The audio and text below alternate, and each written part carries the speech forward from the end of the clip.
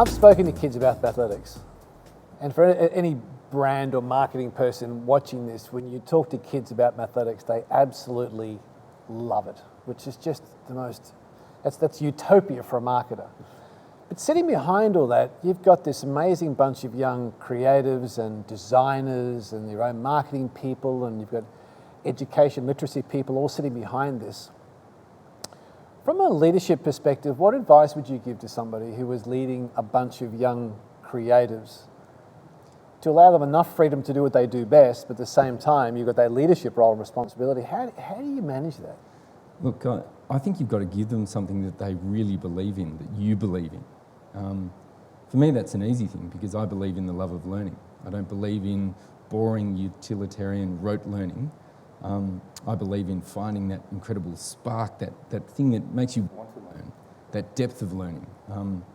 If you love learning something, you know it deeply, you know it truly, you can act upon it, rather than skimming across the surface of something. So for me, that's a really powerful thing to believe in. And it means rather than producing boring textbooks or boring resources, utilitarian resources, you find ways to connect to kids in ways that you wouldn't have thought of. I know, for example, there's a lot of jargon about in our particular industry the gamification of learning, and I couldn't disagree with that more. I think it's the learnification of gaming.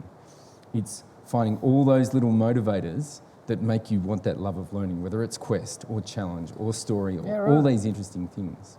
So, recently playing with 3D technologies and developing resources in that world, if you want to learn about physics, rather than having some boring formula presented to you, we'll have a crash test car that you can crash and test and look at the speeds and then learn about the things that apply from that. So that's a binding thing. So if a young team have something that they believe in, they coalesce around that.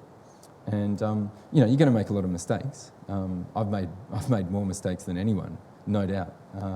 Too many mistakes. But if you've got something to believe in it, you orient yourself around that and you keep working towards that. And I think that's very powerful. So that's, I guess, a purpose, something that you as a leader believe in. You can recruit people around you to believe in it. Is that something you'd use in recruitment and your selection process, to find those people that share that love of learning? Is that what you're saying?